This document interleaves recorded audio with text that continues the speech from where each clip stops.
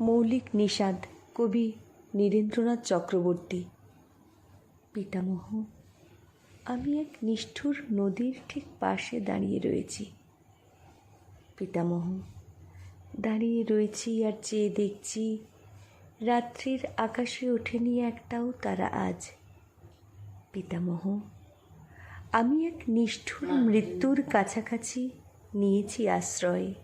আমি ভিতরে বাহিরে যেদিকে তাকাই, আমি স্বদেশে বিদেশে যেখানে তাকাই, শুধু অন্ধকার, শুধু অন্ধকার। পিতামহ, আমি এক নিষ্ঠুর সময়ে বেঁচে আছি।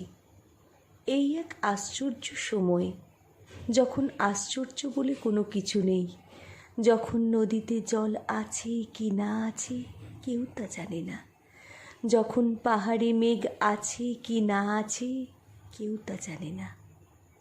পিতামহ, আমি এক আশ্চর্য সময়ে বেঁচে আছি, যখন আকাশে আলো নেই, যখন মাটিতে আলো নেই, যখন সন্দেহ জাগে, আলোকিত ইচ্ছার উপরে রেখেছে নিষ্ঠুর হাত পৃথিবীর মৌলিক নিষাদ, এই ভয়। পিতামহ, তোমার আকাশ নীল, কতখানি নীল ছিল, আমার আকাশ নীল নয়।